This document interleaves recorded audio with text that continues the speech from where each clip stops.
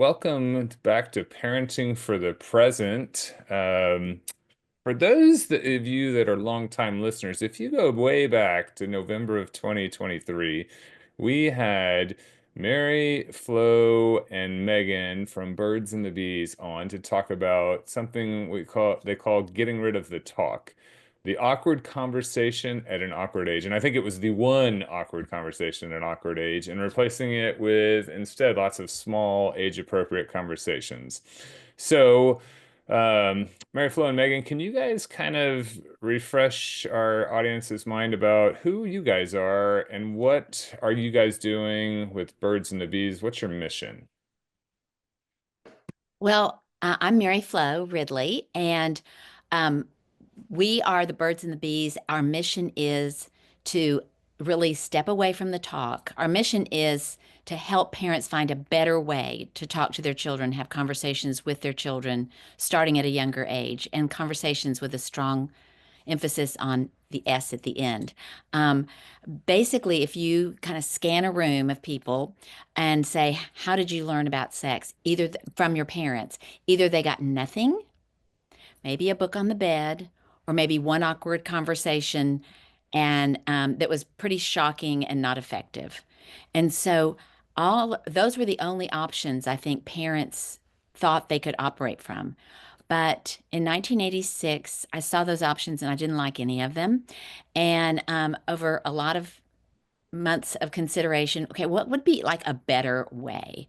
And I had a 4-year-old and a 1-year-old, and my 4-year-old was asking questions that were naturally coming out, like how is that baby getting out of there, and how did that baby get in there? And I had to explain body parts, and these were things that I never heard growing up because my parents had chosen the option to say nothing. And so I didn't know what those conversations sounded like, but I started to kind of construct some, maybe I could say this, maybe I could say that. And then sort of a plan took place where we have a whole strategy, like make the list of what do we want them to learn and how do we want to shape their character in this arena. And so that's where the steps came in. So that was how the Birds and the Bees strategy got started, and very, very small, very, very small. And then it became a popular speaking engagement. Before the internet, before any of that, it would be like, well, come talk to our MOPS, come talk to our school. And then I got invited to other cities, and it kind of was growing and growing. And then I spoke at Megan's school, and I'll let her take the story from there. So I was teaching middle school after college, and I went to this program because my students at the time were in middle school and just talking about things I thought they were too young to be talking about. And so I got this flyer sent home that said, "Parents, learn how to talk to your kids about sex with Mary Flo Ridley." And I had grown up with the Ridley children and with Mrs. Ridley as a friend, and I did not know that she had this like secret sex job. And so and if you listen to her talk, she's just a lovely person. So it was just shocking to me. I was like, she does what? And so, and I wanted to hear this for my students' sake. So I went that night and sat in the back and took all these notes. I was not a parent myself yet. And I just left blown away. And I just thought, oh my gosh, if every parent could talk to their kids about sex in this way, middle school could be so different. Or even bigger picture, marriages could be so different. We as a culture are just not talking about sex in healthy ways. And so that was just the very beginning of this kind of being lit up inside me. And I did not know it would lead to this career path, but here I am. Life has a funny way of twisting and turning. So years later, after I had 2 of my 3 kids, we kind of I ran into one of her children, and we had this brief conversation that led me to talking to Mary Flo, and I started training under her, in training to kind of do the speaking programs with her, and we would split them up. So that was 10 and a half years ago now. Wow. We had our first conversation where I would, okay, yeah, let's work together. And so we rebranded everything to be Birds and Bees. And then I started training with her, started speaking on my own. And then, we did that to kind of reach a new generation of parents. And then when COVID hit, that was kind of the beginning of a shift. Obviously, no one was having speaking events or parenting education events then. And so that's when we really started taking to the online course that was essentially, we digitized our speaking events And then we took to Instagram to really create a platform to reach parents and to point them to our online course. So the online course is essentially the same curriculum that Mary Flo started forever ago. And we've adapted a couple things and added to it over the years, but the core information is the same. And we just really, our goal is to equip and empower parents to have healthy and age appropriate conversations with their kids, because ultimately you're creating trust and communication and safety. So we are big believers in what we do, and we're happy to be here. It really seems like Megan. Oh, Eve, ladies first. Go ahead, Eve. Well, I was gonna say you really bring up a good point of reflection whenever, how did we get the talk? And that's a motivating factor of how we are going to do something different and prepare our kids. When I think back to that, my motive for talking to my kids was actually on safety, as more of like with younger kids as a prevention of sexual abuse, because that was my background of working with domestic violence, children who had been abused. So it's something I was aware of. But I also got to ask, what was y'all's conversation with your parents? Or did you learn it from the kid on the bus? I had wonderful parents, but they said absolutely nothing. And so I would get a little bit here, a little bit there, a joke that I was trying to interpret a certain way. There just was not, maybe a movie, I would see something and go, okay, maybe that's what they're trying. It was just a lot of guessing. And so I did not have a lot of information. But I was growing up at a time where the culture wasn't threatening what my parents would have said had they said something. When you're watching Dick Van Dyke and he and Laura are in separate beds, it's like nothing's happening over there. There's the TV and everything's just fine. And so there wasn't somebody really knocking down anything that they would have wanted us to understand. So the message in the culture was pretty conservative, and it was all about marriage and having babies and just a happy little home. It was not it was not polite to talk about it. So Megan, what was yours? It was probably more traditional in the sense that it came up around 12 or 13, and we kind of had like a sit down definition conversation. And then that was probably it. I wouldn't cast it as negative, but it wasn't necessarily what we're trying to teach, if that makes sense. So it was neutral, I would say. And what I was going to say, Megan and Mary Flo, it seems like just parents are starving for this information. And I think because what you said, Mary Flo, it's a very different culture, and we have internet in every form, in every venue, wherever we go. We had just on recently Dr. Timothy Atik, who's at Watermark, and he came and talked about pornography, and he talked about how artificial intelligence is entering the porn world. And so it's just a 360 kind of vortex of information. So parents are really, really starving for it. How are they accessing you guys? Are you guys still having in-person meetings, or is it mainly through digital content? How are you all getting your messages out? So I think we still speak to live audiences. We speak, probably several times a semester. Mary Flo travels to the out-of-state ones. I stay in Texas. So we still definitely have our live events, which we both love on like a personal level. I think it's always fun to connect face to face. But I would think the majority of our connection is through Instagram and that platform, and connecting with parents in a digital way, and then pointing them to our curriculum online. So I would say our online course, and then our community that we've built on Instagram is probably the biggest way that we reach parents. Yeah. And in the last 5 years, what are parents most concerned about? Is the same thing as, the prior 5 years? Or are you seeing different questions, different concerns from families? I would say in the last 5 years, there is more concern about conversations that for parents are more complicated, like the gender questions. How do we explain that to young children? And just different family situations. When do we introduce all of that? How do we introduce all of that? How do we keep those relations going well? I would say that was not necessarily a part of the Q&A years ago, but it definitely is now. Parents come with that on their mind. Um, the the thing though is that for the beginning, for the start of birds and bees, the biology is the same. Babies still get started in the same way. How did that baby get in there? The answer is still the same. And now that baby gets out. So a lot of the foundational conversations that we want parents to start at a young age, the thing that's changed is that now it's more crucial because if you don't have some of that foundational information, those more complicated conversations are much more difficult if those are your first conversations. Does that And I make sense? always think it's interesting. We get a lot of our information or, pulse on people when we do live events. And so, of course, there are certain questions that come up that are a bit more nuanced or new. But it's funny, and even Mary Flo attested to this when she goes abroad. Like she's given this talk before in what is it?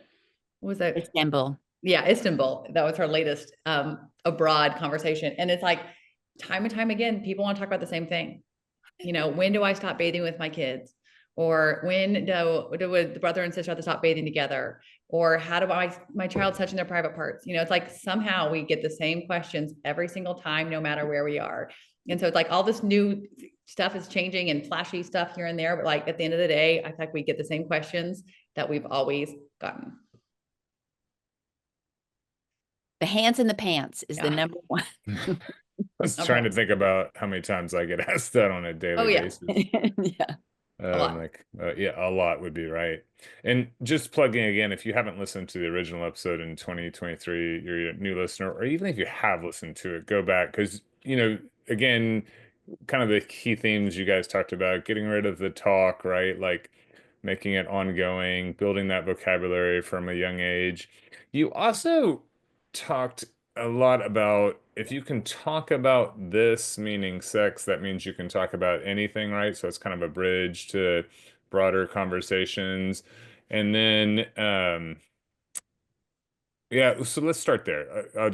Can we start? Can you talk a little bit about what you mean when you say if you can talk about this, you can talk about anything? I would think ultimately one of the things we're trying to do with birds and bees and what we teach is to create or to become a safe place for your child. We want you to be a safe place, parent, to be a safe place for your child's curious questions. And so that kind of ties into what you were just saying about you can talk about anything. Because I think we'd always, of course, encourage these conversations to happen sooner rather than later. But we're also believers that like it's never too late. However, if you do start really late, you're missing some of these years where you're creating that pattern of trust and communication. And so when you start talking when they're young and you just keep talking and talking and talking. So now personally, I have a 12-year-old and a 10-year-old, and we're having conversations. And I think a lot of that is comfortable conversations that I think a lot of it is attributed to what we've been doing the past 10 plus years. It's because they know I can talk to my mom about this stuff. Or, oh, there goes my mom again. She's always talking about this. And it's not this new awkward thing. And so I think it does kind of give you that confidence as a parent to think we can talk about anything.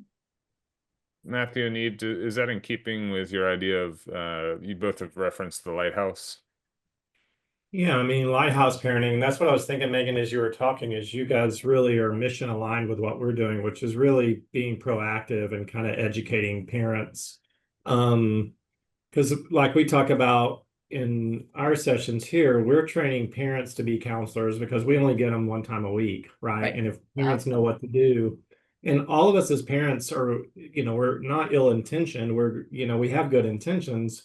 We're just undoing kind of bad training we got from our parents or from, our culture. So two things. One is, that proactivity is really aligns with what we do. And then the other thing, it's like I was talking about earlier, there's just a lot harder conversations parents are having to, have with children, certainly as children see things, visual content that's not age appropriate. So I'd like to go into that, Megan and Mary Flo, a little bit as we talk about, when the questions come up from parents of, my child saw this image or they got this email, and they clicked on it and they saw this horrific pornographic material.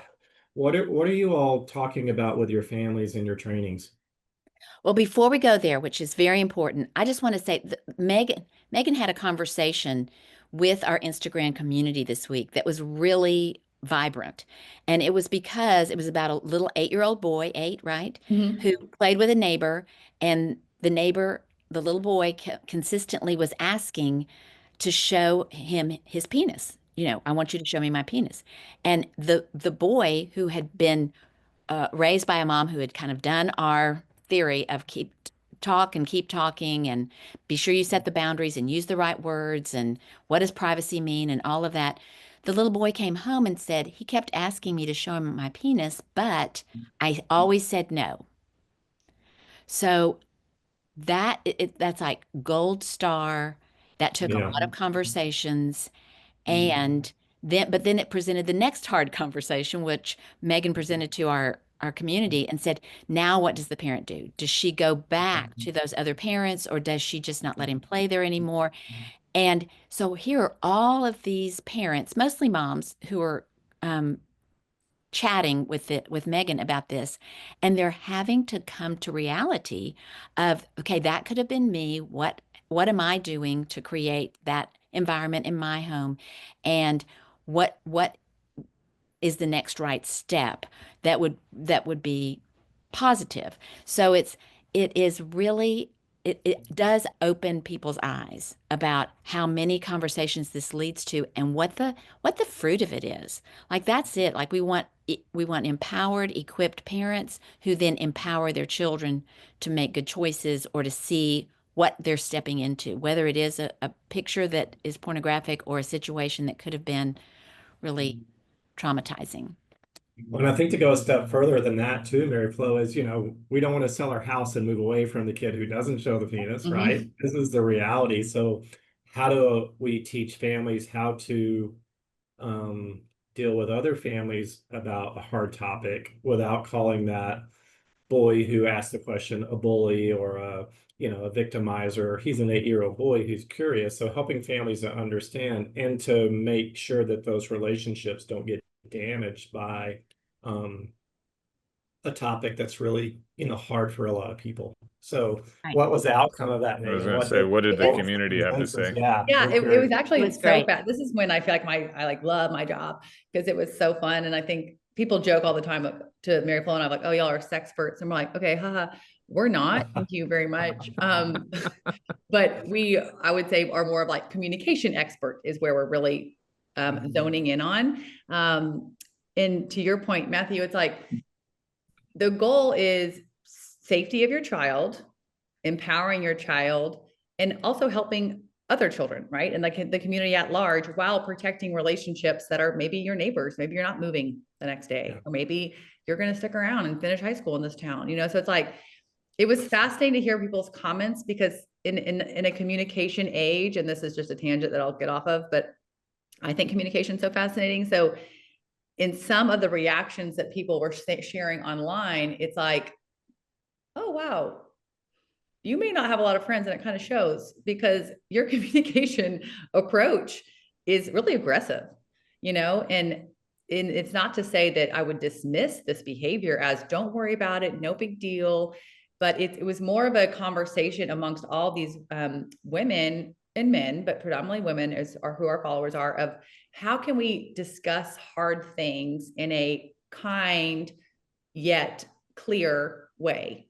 And to me, that was the conversation. And so I think not only are we empowering kids, but we're really empowering the parents so they can empower their kids. Because also through education, letting parents know, okay, an 8-year-old asking to see your son's penis is not always a sign of abuse. And I think that's the misnomer. And again, we're not trying to act like we're experts in all these things, but we can say that's not always the case. It could just be an 8-year-old who has little self-control and is super curious, and his parents have never said the word penis in their home. So he's just curious. So it's educating these parents of like, okay, that's not always a red flag. So then how do we move forward in this? And how can you communicate in a way that's not aggressive or condemning? And so it was a really fascinating conversation. And I think it was a wake up a little bit for some parents of like, what would my child have done in that situation? Is my child ready to be in a situation like that without me? A, B, if he did say no, are we comfortable enough where he would come home and then tell me, the mother, what happened? Because that's another level of communication and trust. And then the next question is, how would I handle this if it happened with my neighbor? Or what would I say if this was a new play date with a kid at school? And so it was just really fascinating to see everyone's reactions. And it's kind of a triggering conversation because it does make people uncomfortable. You know, not everyone's comfortable talking about this. And so it was just fun to watch, I think, and just take part of this conversation and just really empower parents of like, you can navigate this and people can still be friends, or we can navigate this. And maybe it is like a, you know what, after this, the way this mother responded and after the way this happened, you know what, we probably just aren't going to go play at their house anymore. And that's okay too. You mentioned, Megan, that most of your followers are women. Um, why is that? Why are parents still, for lack of a better word, terrified of the topic of sex? And why is it hard for guys to talk to their kids about sex? Like, and is that true? Like, is that is that actually what I said true? Like, because you have more followers that I was thinking back, okay, and I often feel like I'm throwing my father under the bus on this podcast. Love you, Dad. So my parents divorced at a young age. My mom kind of checked out at a young age, and so my dad was doing the best he could. And I remember, I think I might have told this on the first episode. He handed me the book, "What's Happening to Me," that had a boy standing on the diving board with an erection. And I was like scarred. And he's like, "If you have any questions about sex or puberty, come talk to me." It was kind of that Put was it the on talk. you. Yeah. Yeah, it's exactly right. Love you, Dad. So why is that the fact that more women are following? Is it easier for women? Why do guys struggle? Talk to me a little bit about that. I think it's probably more reflective of Instagram. Okay. Personally, I think for this avenue, I think, and not that all men aren't on Instagram. I think there's lots of dads that are. And we do have dad followers, but I think predominantly it's more of a women's, and I shouldn't say that, but from what I see on Instagram, it's much more of, there are more women there. Yeah. We saw it on Tuesday night. We did a talk at a local school just on, safety around social media and phones. And there were, I think we counted 4 men in the audience and probably 35 women. And so I think women naturally, are interested, and it's kind of their role. But I think to your point early, it's really important that we pull men in because boys really need their male figures to help them to understand, because women inherently can't understand all the things that a male goes through. I think that it's really as important. And so I guess the question is, have y'all done anything, Megan and Mary Flo, to reach out to men or try to bring more men into kind of your conferences and into your media? Well, I would say happily that it has exponentially grown. Like now couples typically Yeah. come to the live programs, and that years ago that was not the case. It was like, "Mom, I'll let you take care of this topic." And so I think Megan's right to say I think this is more of an Instagram thing. And but the thing is that we would love to know how to pull more men onto Yeah. the things that Meg is talking about. Um, and maybe we have some guests that are men, and reach out to the men, but we do talk to in more of a parent way. We don't say, "Now moms, you do this." We basically say, Yeah. you both need to be ready. Whoever gets the question gets to answer it. We know typically in a couple, there's one that's a little bit shyer, a little bit more reluctant to talk than the other one, and that's not always. Sometimes it's the female that, and the dad's comfortable with the topic. So it's not always a mom thing, but when they're little, usually you're catching more of the questions.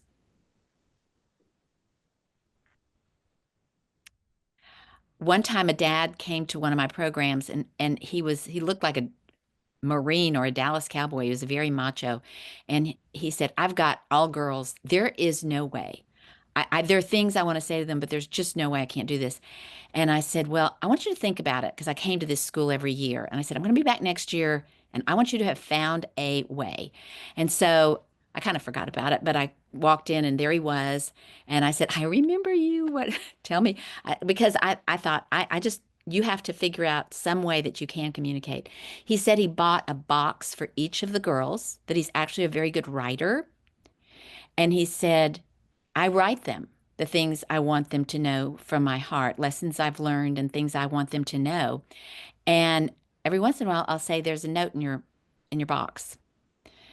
And so he's able to pour out his heart in that way and make that connection. And I thought that was a great solution. That he really took it seriously. I've got to share things with them, but I just cannot look them in the eyes and say these things. So I don't know where they are now in their communication, but But I think a lot of it is just the importance of educating people what to say, because, like I said earlier, we want to do a good job, but it's an uncomfortable topic. And so a lot of people are anxious about it. And we know with anxiety, the coping mechanism is avoidance. And so we use avoidance to such a significant degree that parents, when they're faced with these questions, they don't know. And then the joke is, hey, you talk about it with the kids, whether you're the mom or the dad. So it takes me back, Megan, to, we were talking just a few minutes ago when all the different individuals in the forum had different opinions. And I bet after you guys kind of talked through it and gave some professional guidance, they were educated and then empowered to go to their children and handle a similar scenario. So the education piece, I think, is critical because people want the information. They also avoid the information. And I think that may be what's going on with men is we don't want to screw it up. And so most of the time we trust our female partners more than ourselves. But I think the education role and parents really understanding how important it is to be prepared for that so that you can be on point for these really hard conversations. Mm-hmm. You do bring up a really good point too about that emotional and invisible labor that females tend to take on when it comes to parenting as well. You guys talked about the curriculum, and I actually, during COVID, I think it was 2022 or 23, I got to do your curriculum because I had my younger kids.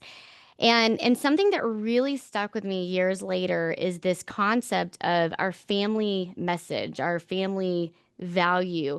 Can you talk a little bit about that? And also that analogy that you guys use with the tiger? Yes. So our family message is really the first step we try to teach parents to do, which is to really establish what do I want my kids to know about sex if they're growing up in my home, because so often we have a defensive plan. I think it's very easy for parents to be take the defensive approach of, well, this is what they're not going to know, or this is what they're not going to do, or here's what we're not going to say, that we're not going to go to that class, we're not going to read that book, definitely not going to hang out with that person. We kind of have like this defensive strategy. And so we kind of encourage parents to flip the script a bit, like, well, what do you want them to know? And then how can you move towards them with this information? And so your family message answers that question. What do I want them to know? And then before you really answer that, you kind of have to do the homework of like, well, what do I believe? What do I believe sex is? What is the purpose of sex? Are there boundaries around sex? What do I believe those boundaries are? And then if you're married, to incorporate those conversations, have them with your spouse. Are you all on the same page? I mean, so there's a lot of pre-work to do before you really start launching into these conversations with your children. But the boundaries conversation is, or we've posed this question a lot of, how can something be beautiful but need boundaries? And that's kind of a theme that we talk about throughout the course. And so there's lots of different examples, but Mary Flo, do you want to share the tiger example? yes, well, the tiger example is you're at the zoo and you're enjoying the beauty and the power of this tiger. And but you can say to them, we can enjoy this tiger because he is within those boundaries. He is behind that glass. And but if the tiger were to get out into the neighborhood, there could be something destructive that happens. That could be a scary thing. That's not where a tiger in a city is not a good combination. And so we also use that illustration with the fire. Like if how this fire is compelling, it's beautiful, and we love it. We love to be close to it, but we can enjoy it because it's in the confines of the fireplace. If it gets out of where it's intended to be, there is destruction. And so then you can transfer that same understanding of when children are young, they want to know, is it good or bad? And they don't realize they have to be more nuanced to say it is good, it is beautiful, but it has boundaries. I And love we're that. quick to add to every family is going to have different boundaries. You know, like Mary Flo and I are going to talk to our own children about this conversation and incorporate our faith because that's important to us. Not every family is going to feel that way. And so every family needs to really do the work themselves to figure out, where are you landing on this topic? What is important to you? What do you believe? Because for some families, the boundary of sex might be marriage. For some family, the boundary might be adult. For some families, the boundary is just consent. You know, everyone has a boundary, but that boundary might sound different for every family. And the family message is going to sound different for every family. So we really encourage you. We kind of, something we say a lot is, we teach you, you teach them, because it's not helpful for us to teach your children because I don't know what you believe. I don't know what you want to say. You know, people say, well, how would you answer this? It's like, well, I kind of have to back up and say, well, what do you believe sex is? Or what is the purpose? What are your boundaries? So it's such a personalized conversation that we have found the best approach is to educate and empower the parents, because they're the ones that have the most effective conversations with their kids. So I dug pretty deep in my notes app and I actually found our family attitude message that I wrote. And it is, sex is for people in committed relationships with consent and done in a way that protects our health and our futures. Now, I wish I could remember why I wrote it that way, but whatever was going on, it sounded really good at that time. And I don't know why I didn't incorporate faith into that, because that is something that's important to our family. But I think just drawing on my background of working in research as a female sexual dysfunction researcher and doing a level of sex education in the community, I really wanted to emphasize the consent piece, and in a way that protects our health and our future. So And that was the message is just like a guiding light, if you will. You know, it's not to say you can't add the faith component in their conversations or whatever else you wanted to add, but I think it kind of gives families a game plan. So when the questions start coming, because they're never like, you know, they always catch you off guard. And so you kind of want to know, okay, this is the direction, this is where I'm heading. Like, this is where I'm kind of trying to stay in my lane here. So it kind of gives you a little bit of a feeling that you're prepared. Well, I Well, like it too because it anchors parents. You get a parental alliance around that message. So if we write things down, then it kind of solidifies us. And we all know that when children are getting mixed messages from their primary role models, their parents, that's when you're going to have a lot of dissonance for the children. They're going to have difficulty. Mary Flo, I cut you off. Go ahead. No, I was just saying it gives you vocabulary. So and when you do have it written down, both parents know, okay, this is the direction we're going to. And so you can pull vocabulary from that consistently so that you know that that message is being given by both parents. And so you have a lot of good vocabulary words in yours. You did a great job. Way to go, Eve. Way to go. Way to go, Eve. gold star. Gold And that you star could for even Eve. find it, that you could even find it. That's It amazing. took me a minute. I was happy to find it. I was like, I know I spent a lot of time memorizing it, because I did exactly what you guys said in the course, and I did talk to my children, and and I don't, maybe I just didn't feel as awkward, but I do remember my son being like, ew, okay, because it was that whole analogy you use of, you know, the egg and fitting together like a puzzle. And I really found that developmentally appropriate language really important, and really effective. And echoing that too of the lighthouse parent part. Now that as a parent, if I position myself as a quote unquote expert, my hope is that they are going to come to me for accurate information and not their friend at school. Um, I was the kid on the bus with the book telling all my friends about sex. My mom was a nurse, so you know it was, when I reflect back to how I was told. It was with a book, but it was at a really young age. And there wasn't a lot of stigma in my rural America Baptist town with it, at least in my family. I do remember in eighth grade going to a youth group church, and they were talking about masturbation and how much sin is involved and things like that. And I remember that's the first time that I noticed an inconsistency in messaging around sex and if it should be dirty and shameful. So I had a little bit of a different journey as far as having a parent who was really transparent, but very clinical. You know, everything was very medical, and served a purpose. So yeah. Can can we talk a little bit about multiple ages under one roof and this idea of your family is the age of your oldest child? So how can parents navigate respecting older children's privacy, younger ones' developmental stage? How are you, Megan, how are you handling that with what we said you've got? Sorry, I lost the ages. Is it 12, 10, 11. Oh, and yeah, 7? 12. I don't even know. You were Right. right. You say it. Okay. I think it was 12, 10, and 7, only because I think Eve's are 11, 9, and 6. Is that fair? Y'all are so close and stair Yes, step that there. is accurate.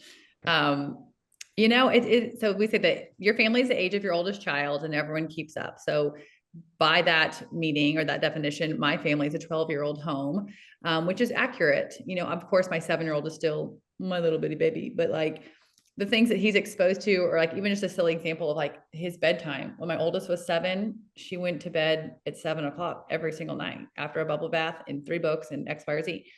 Now my third born 7-year-old, I'm like, did you bathe this week? I don't really know. Like he can shower by himself now, you know, it's like you just raise your kids differently and that's just the way it works. So all that being said is the conversations that are happening around our home, around our dinner table, in the car, you know, the things that I'm having to deal with my 12-year-old about, that I'm talking to her in the kitchen around her iPad. Well, my 7-year-old standing right there, you know, so your family, you can't isolate in a lot of these conversations.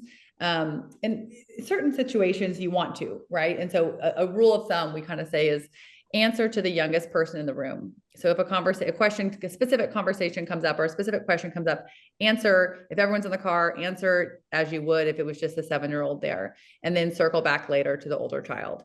You know, sweetheart, you asked a really good question in the car today, and I just want to give you a little bit more information because you're 12 and you already have a lot of this information. So what we don't want to do is be like, don't say that. Your brothers are here, you know, because that immediately puts out this, was that a bad word? Is this a bad topic? Am I not okay? Am I not safe here to talk to you about this?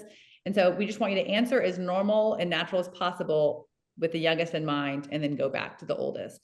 And then I think it's also helpful just to acknowledge the reality that third borns, fourth borns are different because they're just around different things, and that's okay to an extent. I mean, obviously, be protective of that, but sometimes it is a leg up. You know, I was just thinking this week, having conversations about a group text situation with my 6th grader. Well, my 7-year-old, like, well, can I get a phone for Christmas? I'm like, absolutely not. Like, go to bed. Get that back. It's different. It's just different. I love that Honestly, idea of answering to the youngest we're person in the room. our youngest is 15 and our oldest is 24, and it's a whole different level. There's still, a 9-year gap between them. And just reflecting on that, the challenges of the 22, 24-year-olds versus the 15, 17-year-olds, there's still that gap, but they're very mature and they can have conversations. So I think it's just interesting, reflecting on what we're talking about and thinking about it, because I remember back when they were 7 and 12 and 13. But it never stops that gap, I guess, until they're all 24 or older. So it's just interesting to see how things goes. That's the journey of parenting, right? I mean, I think that's the value of it all. And that's why I think it's just to have an open, proactive approach towards these conversations. You can find opportunities anywhere to talk to your kids. Like I was thinking of like my 10-year-old the other day, we had lots of conversations about screen safety stuff, and we were just able to sit in the other room and just visit after school one day where the other kids were just running around. Where I think if I had approached topics like this more of in a traditional way, it would have been like, well, I can't do this until all the kids are out of the house and he and I are sitting down together at the dining room table, or we can't do this until that one weekend that we're going away to sit together. It's like if you approach it in what we call the drip, drip, drip approach, which is just a little by little approach, you have lots of opportunities to have these conversations kind of one off, because sometimes you do need a more of a personalized conversation and not just addressing everybody at large. Absolutely. No, I think that's really valuable. And also the older children are really instrumental in bringing up and kind of supporting some of these messages. So it's really kind of the medical model of you see one, you do one, and you teach one. So I think there's a lot of value in that. I like how you threw in the medical model there. Nice Yeah. job, Matthew. Paying homage to We're kind of getting towards the end of our time together, which I can't even, like, I don't know how that happened because this has been so fantastic. And this is take two, so I guess we're gonna have to have take three. I had like some lightning round questions. I think we might be, but one of the ones I wanted to just touch on real briefly is if you were listening and you're like, well, this is all great, but like I'm not on the same page with my spouse. One, I like to be more open and proactive, like you're saying, but I'm having trouble getting my spouse. They want to talk about staying innocent. Let's say as little as possible until we have to. Any advice on, and I'm sure you guys have come across this a lot, but how do you help couples find common ground there? Well, I think the card that they can never resist is the safety card. And so to say, I know this is uncomfortable, but this is not about you or or your past or anything like that. This is about our kids and their future, and this is about protecting them. And if we don't talk to them, there's someone very willing to share something that will not be our values. So, um, trying to get someone on the page, and also even just say, if you'll just sit in the room with me while we do this so it looks like we're both talking, I'll drive, but if you'll sit with me. Or let's say you have a schedule that one person has a schedule that makes it very difficult for them to be there. If they will circle back and say, I know you and mom talked about birth last night. Boy, I remember when you were born. Just being a part of the conversation, either in a follow-up way, sitting in the driver, not in the driver's seat, but being willing to participate until you can kind of get your confidence up, be willing to go with it. I think the harder question is, are we on the same page about these things?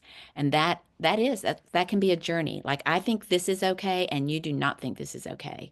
And how do we start singing out of the same, so where can we find common ground?